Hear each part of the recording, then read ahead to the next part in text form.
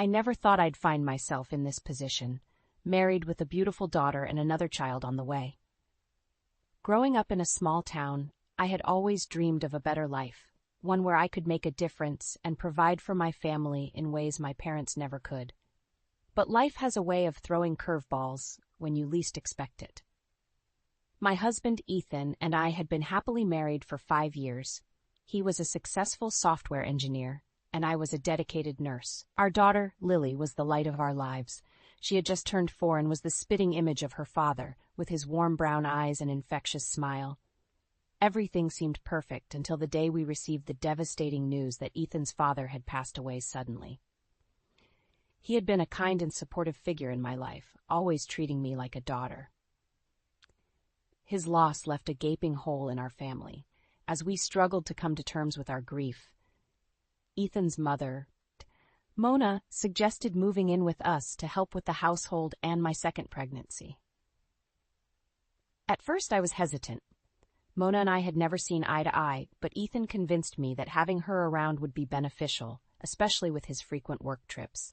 Little did I know that her presence would turn my life upside down. From the moment she moved in, Mona made it clear that she was in charge. She criticized my every move, from the way I cooked to how I raised Lily. "You're too soft on her," she would say, her voice dripping with condescension. "She needs discipline, or she'll end up just like you." I tried my best to brush off her comments, focusing on my work and taking care of Lily. But as my pregnancy progressed, I found myself increasingly exhausted and overwhelmed.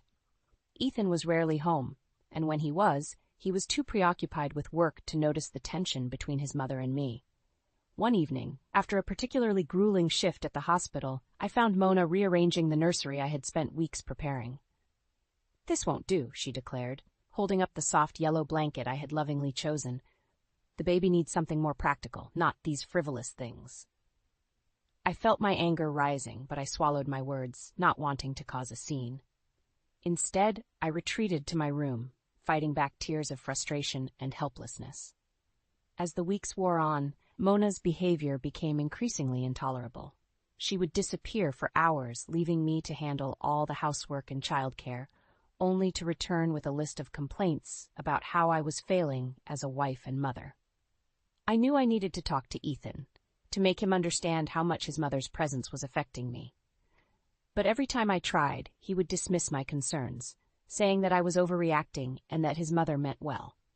I felt trapped, suffocated by the weight of Mona's constant criticism and Ethan's inability to see the truth. I longed for an escape, for someone to understand what I was going through. Little did I know that my breaking point was just around the corner, and it would come in the form of a life-threatening illness that would test the limits of my strength and the bonds of my family. As Mona settled into our home, I quickly realized that her offer to help was nothing more than a thinly veiled attempt to control every aspect of our lives. She took over the kitchen, insisting on cooking meals that catered to her tastes, disregarding the fact that I was struggling with morning sickness and food aversions. "Jade, you need to eat more," she would chide, pushing a plate of greasy bacon and eggs towards me. "You're eating for 2 now, and my grandchild needs proper nourishment." I would force myself to take a few bites, fighting the urge to gag, knowing that any protest would only lead to a lecture about my inadequacies as a mother. Mona's presence also put a strain on my relationship with Ethan. She would monopolize his time, insisting on long conversations about his work and his plans for the future, leaving little room for me to connect with my husband. One evening, as I was putting Lily to bed, I overheard Mona talking to Ethan in the living room. "You know, Ethan, you really should consider taking that promotion in New York. It's a fantastic opportunity, and you can't let Jade hold you back." I felt my heart sink as I listened to Ethan's response. "I know, Mom, but it's not that simple. Jade's job is here, and with the baby coming, I don't think it's the right time." "Nonsense," Mona scoffed. "Jade can find work anywhere, and I'll be here to help with the children. You need to think about your career, Ethan. Don't let her selfish desires ruin your chances of success." I couldn't believe what I was hearing. How could Mona be so dismissive of my needs and desires? And why wasn't Ethan standing up for me? As the days turned into weeks, I found myself growing more and more resentful of Mona's presence in our home. She would criticize the way I dressed, the way I spoke, even the way I breathed. Nothing I did was ever good enough for her. "Really, Jade, you should take better care of yourself," she would say, eyeing my swollen ankles and exhausted face. "No wonder Ethan is always working late. Who would want to come home to this?" Her words cut deep, but I refused to let her see how much she was getting to me. I threw myself into my work, taking on extra shifts at the hospital, desperate for a reprieve from the constant criticism and belittlement. But even at work, I couldn't escape Mona's influence. She would call me constantly, demanding updates on my whereabouts and when I would be home. If I didn't answer right away, she would leave scathing voicemails, accusing me of neglecting my family. I knew I needed help, but I didn't know where to turn. My friends were all busy with their own lives, and I didn't want to burden them with my problems. I felt utterly alone, trapped in a nightmare of my own making. One afternoon, as I was leaving the hospital after a particularly grueling shift, I ran into my neighbor, Zoe. She took one look at my tear-stained face and pulled me into a tight hug. "Oh, honey, what's wrong?" she asked, her voice filled with concern. I broke down, pouring out all the frustrations and pain I had been holding in for so long. Zoe listened patiently, offering words of comfort and support. "You can't let her treat you like this, Jade," she said firmly. "You need to stand up for yourself, for your family. Ethan needs to know what's going on, and you need to set some boundaries with Mona." I knew Zoe was right, but the thought of confronting Mona filled me with dread. She had already proven herself to be a master manipulator, and I feared that any attempt to stand up to her would only make things worse. Little did I know that my fears were about to become a reality, and that the price of my silence would be higher than I ever could have imagined. Zoe's words echoed in my mind as I drove home from the hospital, my hands gripping the steering wheel so tightly that my knuckles turned white. I knew I needed to talk to Ethan, to make him understand the hell I had been living in since Mona moved in, but the thought of facing his mother's wrath made my stomach churn. As I pulled into the driveway, I took a deep breath, steeling myself for the confrontation that was sure to come. I walked into the house, expecting to find Mona waiting for me with her usual barrage of insults and criticisms, but instead, I was greeted by an eerie silence. I made my way to the living room, where I found Ethan sitting on the couch, his head in his hands. He looked up as I entered, his eyes red and puffy from crying. "Ethan, what's wrong?" I asked, my voice filled with concern. "It's Mom," he said, his voice breaking. "She's gone." For a moment I felt a flicker of hope. Maybe Mona had finally realized the error of her ways and decided to leave on her own. But as I looked closer at Ethan's face, I realized that something was terribly wrong. "What do you mean she's gone?" I asked, my heart pounding in my chest. "She left a note," Ethan said, handing me a piece of paper. "She said she can't stand to be around us anymore, that we're ungrateful and selfish, and that she's going to stay with her friends until we come to our senses." I read the note, my eyes widening with each word. Mona had painted herself as the victim, claiming that I had driven her away with my constant demands and lack of appreciation for all she had done for us. "This is ridiculous," I said, crumpling the note in my fist. "She's the one who's been making our lives miserable, not the other way around." Ethan looked at me, his eyes filled with confusion and hurt. "I don't know what to believe anymore, Jade. Mom has always been there for me, and now she's saying all these terrible things about you. I just don't know what to do." I felt my anger rising, but I forced myself to stay calm. "Ethan, you have to trust me. Your mother has been manipulating you, manipulating all of us.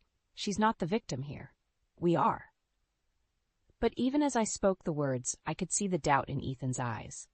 Mona had always been his rock, his constant support, and the thought of her being anything less than perfect was almost too much for him to bear.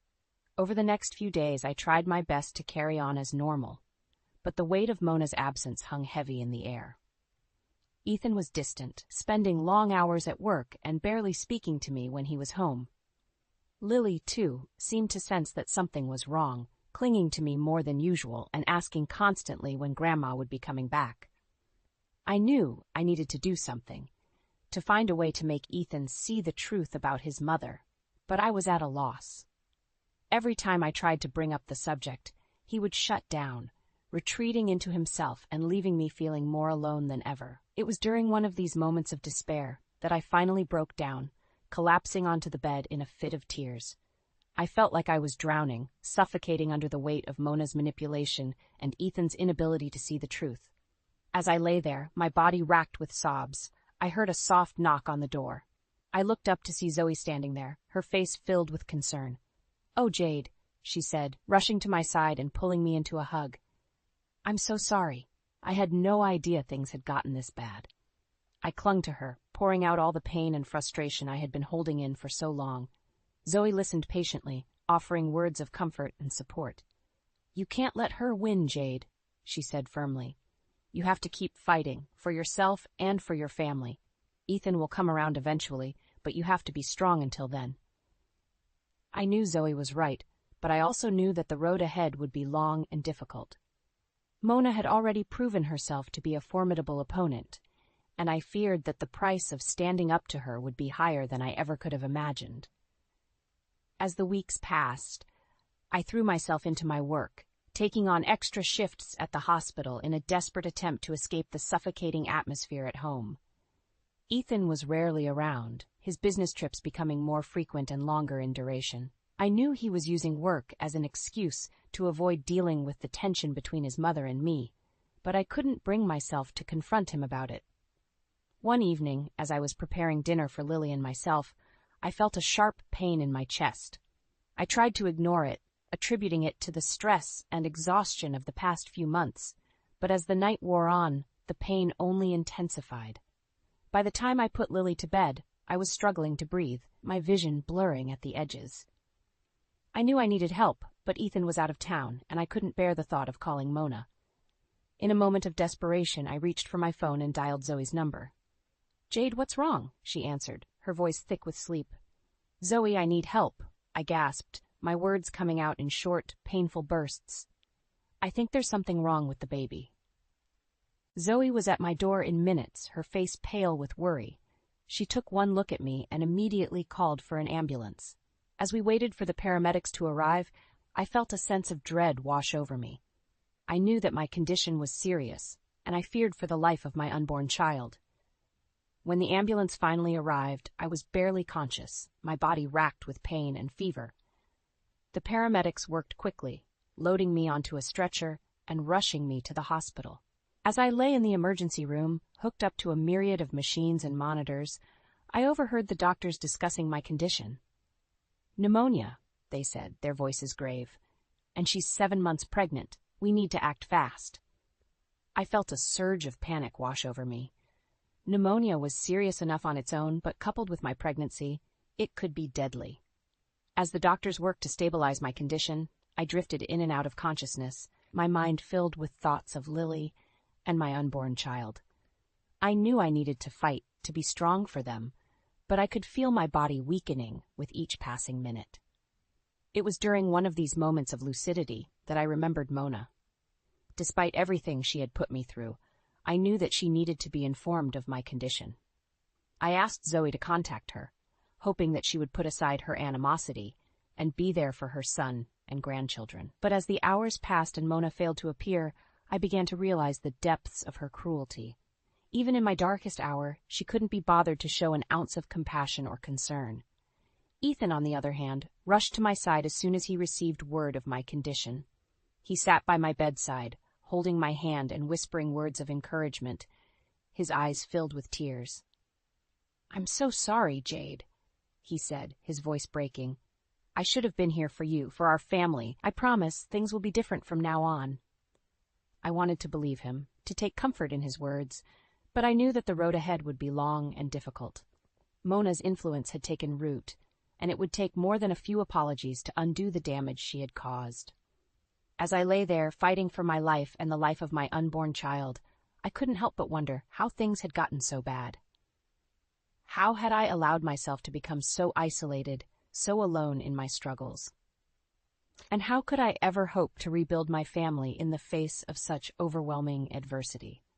But even in my darkest moments, I knew that I had to keep fighting, for Lily, for my unborn child, and for the life I knew we deserved. No matter what it took, I would find a way to break free from Mona's grip and reclaim the happiness that had been stolen from us. As I fought for my life in the hospital, Zoe remained by my side, a constant source of support and comfort. She sat with me for hours, holding my hand and wiping the sweat from my brow, her eyes filled with concern and compassion. "You're going to get through this, Jade," she said, her voice firm with conviction. "You're one of the strongest people I know, and you have so much to live for." I wanted to believe her, to take strength from her words, but the pain and exhaustion were overwhelming. I could feel my body weakening with each passing hour, and I feared that I might not have the strength to keep fighting.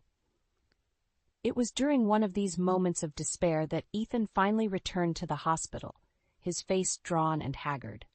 He had been away on business when I first fell ill, and it had taken him nearly 2 days to make it back to the city.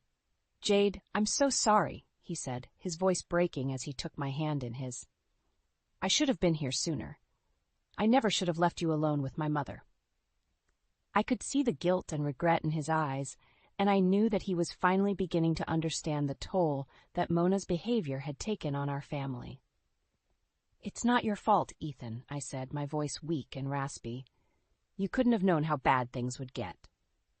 But even as I spoke the words, I knew that they weren't entirely true. Ethan had seen the way his mother treated me, had heard the cruel words she spoke and the manipulative games she played. He had chosen to ignore it, to bury his head in the sand and hope that things would get better on their own.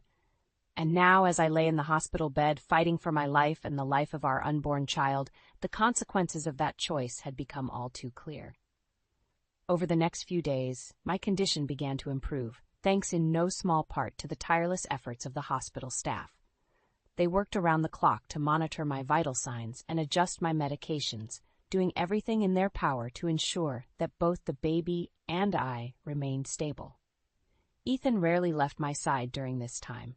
His attention focused solely on my well-being and the well-being of our child. He slept in a chair by my bed, holding my hand and whispering words of love and encouragement, his eyes filled with a newfound determination. "I promise, Jade, things will be different from now on," he said, his voice firm with resolve. "I won't let my mother hurt you or our family ever again." I wanted to believe him, to take comfort in his words, but a part of me couldn't help but wonder if it was too little, too late. Mona's influence had taken root, and it would take more than a few promises to undo the damage she had caused. As the days turned into weeks, I slowly began to regain my strength, my body healing from the ravages of the pneumonia. The baby, too, seemed to be thriving, growing stronger with each passing day. But even as my physical health improved, I couldn't shake the feeling of unease that had settled over me. Mona's absence weighed heavily on my mind, and I couldn't help but wonder what she was planning, what new scheme she might be hatching to tear our family apart. It was during one of these moments of anxiety that Zoe came to visit, her face filled with a mixture of concern and determination. "Jade, there's something you need to know," she said, her voice low and urgent. "I overheard Mona talking to one of her friends on the phone. She's planning to leave for a luxury cruise tomorrow, and she doesn't intend to come back until after the baby is born." I felt a surge of anger wash over me, hot and fierce. How could Mona be so selfish, so cruel? How could she abandon her own grandchild in their hour of need? But even as the anger burned within me, I knew that I couldn't let it consume me. I had to stay focused on my own recovery, on the health and well-being of my unborn child. And so, with a heavy heart and a newfound sense of determination, I began to plan for the future, a future without Mona and her toxic influence. I knew that the road ahead would be long and difficult, but I also knew that I had the strength and the support to see it through. No matter what challenges lay ahead, I would fight for my family, for the life we deserved. And I would do it with the love and support of those who truly cared for me, those who would stand by my side through thick and thin. Mona lounged on the deck of the luxury cruise ship, sipping a cocktail and basking in the warm sun. She had been looking forward to this trip for months, a chance to escape the drama and responsibilities of family life and indulge in some much-needed relaxation. As she lay there, her mind drifted to thoughts of Jade and the baby. She knew that her daughter-in-law was still in the hospital, fighting for her life, but she couldn't bring herself to feel any real concern. In her mind, Jade had brought this on herself, with her constant demands and selfish behavior. Suddenly, Mona's phone buzzed with an incoming message.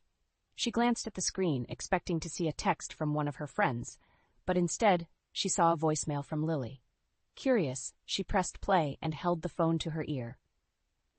At first, she couldn't make out what her granddaughter was saying, her voice muffled and distant. But as she listened more closely, she felt a chill run down her spine. "Grandma, please come home," Lily pleaded, her voice thick with tears.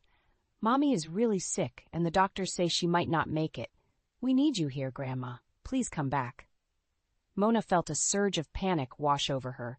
She had never heard Lily sound so frightened, so desperate, and the thought of Jade actually dying, of leaving her grandchildren without a mother, was almost too much to bear.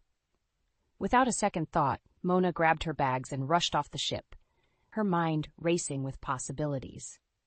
She knew that she needed to get to the hospital as quickly as possible, to be there for her son and grandchildren in their hour of need. As she raced through the airport, her phone clutched tightly in her hand. Mona couldn't shake the feeling of dread that had settled over her. She had always known that her behavior towards Jade was wrong, that her constant criticism and manipulation were taking a toll on their family. But she had never imagined that it would come to this, that her own selfishness could put the life of her unborn grandchild at risk. When she finally arrived at the hospital, Mona was met with a sight that made her blood run cold. Ethan was standing outside Jade's room, his face twisted with rage and disgust. "How dare you show your face here?" he spat, his voice shaking with anger. "After everything you've done, after all the pain you've caused, you have the nerve to come crawling back now?" Mona opened her mouth to respond, but no words came out. She could see the hurt and betrayal in her son's eyes, and she knew that there was nothing she could say to make it right. "Jade is fighting for her life in there," Ethan continued, his voice rising with each word. "She's been through hell, and it's all because of you. Your constant criticism, your manipulative games, your selfish behavior. You've torn this family apart, and now you have the audacity to show up here and play the concerned grandmother?" Mona felt tears streaming down her face, hot and shameful. She knew that Ethan was right, that she had no one to blame but herself for the state of their family. "Ethan, please," she begged, her voice barely above a whisper. "I know I've made mistakes, and I'm so sorry for all the pain I've caused. But please let me see Jade. Let me be there for her, for all of you." Ethan stared at her for a long moment, his eyes hard and unforgiving. Finally, he stepped aside, allowing her to enter the room. As Mona approached Jade's bedside, she felt a wave of guilt and shame wash over her. Her daughter-in-law lay there, pale and still, her body hooked up to a myriad of machines and monitors. "Jade, I'm so sorry," Mona whispered, her voice choked with emotion. "I never meant for things to get this bad. I never meant to hurt you or our family." But even as she spoke the words, Mona knew that they were too little, too late. The damage had been done, and it would take more than a few apologies to make things right. As she sat there holding Jade's hand and praying for a miracle, Mona knew that she had a long road ahead of her, a road of redemption, of making amends for all the pain and suffering she had caused. And she knew that it would be a difficult journey, one that would test her in ways she had never been tested before. But for the sake of her family, for the sake of the precious life growing inside Jade, she knew that she had to try. As I lay in the hospital bed, fighting through the haze of pain and medication, I could hear the sound of raised voices coming from the hallway. At first, I couldn't make out what they were saying, but as the voices grew louder and more agitated, I realized that it was Ethan and Mona. "How could you be so selfish, so cruel?" Ethan shouted, his voice shaking with anger. "Jade is lying in there, fighting for her life, and you couldn't even be bothered to show up until now?" "Ethan, please," Mona pleaded, her voice trembling. "I didn't know how serious it was. I thought—" "You thought what?" Ethan interrupted, his voice dripping with disgust. "That you could just abandon your family, go off on some luxury cruise and everything would be fine?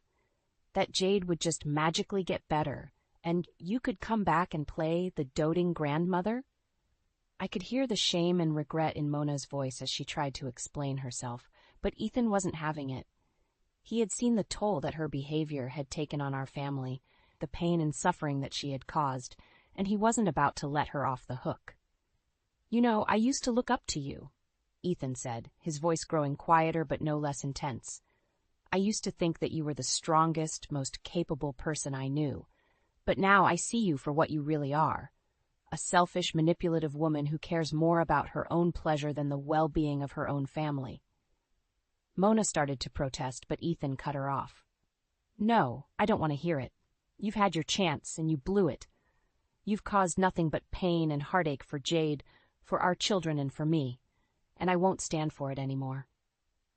I could hear the sound of footsteps, and then the door to my room opened. Ethan walked in, his face drawn and haggard, but his eyes filled with a fierce determination. "Jade, I'm so sorry," he said, taking my hand in his. "I'm sorry for not standing up to my mother sooner, for not protecting you the way I should have, but I promise things will be different from now on." I nodded, too weak to speak, but I could feel the love and support radiating from him. He had finally seen the truth about his mother, had finally understood the depths of her cruelty and manipulation, and he was ready to make a change. Over the next few days, as I slowly regained my strength, Ethan rarely left my side. He sat with me for hours, holding my hand and talking about our future, about the life we would build together without Mona's toxic influence. And when the time came for me to give birth, he was right there beside me, coaching me through every contraction and cheering me on as I brought our beautiful baby boy into the world. As I held my son in my arms, I couldn't help but feel a sense of hope and renewal wash over me. We had been through so much, had faced such incredible adversity, but we had come out the other side stronger and more united than ever before. And as I looked into Ethan's eyes, I knew that we would face whatever challenges lay ahead together, as a family. We had each other, and we had the love and support of those who truly cared for us, and that was all we needed to build the life we deserved. In the days and weeks that followed, I learned that Mona's friends, horrified by her behavior, had cut all ties with her. She was left alone and isolated, forced to confront the consequences of her actions and the pain she had caused. But for us, life went on. We moved forward, focusing on our family and the love we shared. And though the scars of the past would always be with us, we knew that we had the strength and resilience to overcome anything that came our way. As I watched Ethan play with our children, his face filled with joy and laughter, I knew that we had finally found the happiness and peace that we had always deserved. And I knew that, no matter what the future held, we would face it together, united in our love and our commitment to each other. As the weeks turned into months, I slowly began to heal, both physically and emotionally. The birth of our son had brought a newfound sense of joy and purpose to our lives, and Ethan and I were determined to cherish every moment we had together as a family. But even as we celebrated this new chapter in our lives, the specter of Mona's betrayal still loomed large. I couldn't shake the feeling of anger and resentment that had taken root in my heart, the sense that she had gotten away with her cruelty and manipulation for far too long. It was during one of my follow-up appointments with the doctor that I finally learned the true extent of Mona's isolation. As I sat in the waiting room, flipping through a magazine, I overheard two of the nurses talking about her. "Did you hear about that awful woman who abandoned her daughter-in-law when she was in the hospital?" one of them said, her voice dripping with disgust. "Yeah, I heard she went on some fancy cruise instead of being there for her family," the other replied. "What kind of monster does that?" I felt a surge of vindication wash over me. It seemed that Mona's actions had finally caught up with her, that the people in her life were starting to see her for who she really was. Later that day, as I was putting away some of the baby's clothes, I found a letter tucked away in the back of the drawer. It was from Mona, written in her familiar spidery handwriting. "Jade," the letter began, "I know that I have caused you and our family a great deal of pain, and for that I am truly sorry. I have spent the last few months reflecting on my actions, and I have come to realize the depths of my selfishness and cruelty." I felt my heart start to race as I read on, my eyes scanning the page for any hint of sincerity or remorse. I know that I can never make up for the harm I have caused, but I want you to know that I am committed to being a better person, a better mother, and a better grandmother. I hope that someday you can find it in your heart to forgive me." I stared at the letter for a long moment, my mind racing with conflicting emotions. A part of me wanted to believe her, to think that she had truly changed and was ready to make amends. But another part of me, the part that had endured years of her manipulation and abuse, knew better. I had seen firsthand the depths of her cruelty, the way she had torn our family apart with her selfish behavior. And so, with a heavy heart, I tore the letter into pieces, watching as the fragments fluttered to the ground like confetti. I knew that I could never forgive Mona, could never let her back into our lives after all the pain she had caused. But I also knew that I couldn't let her betrayal define me, couldn't let it poison the love and happiness that Ethan and I had worked so hard to build. And so, I made a choice to focus on the future, on the life we had created together. A choice to surround myself with people who truly cared for me, who would stand by my side through thick and thin. In the years that followed, Ethan and I watched our children grow and thrive, our love for each other deepening with each passing day. We faced our challenges head-on, united in our commitment to each other and our family. And though the scars of the past would always be with us, we knew that we had the strength and resilience to overcome anything that came our way. As I watched Lily and our son play together in the backyard, their laughter ringing out like music, I felt a sense of peace wash over me. We had weathered the storm, had emerged from the darkness stronger and more united than ever before. And I knew that, no matter what the future held, we would face it together, bound by the unbreakable bonds of love and family. Mona's betrayal had taught me the true price of selfishness and cruelty, but it had also shown me the incredible power of forgiveness and hope. And that, I knew, was a lesson I would carry with me for the rest of my life.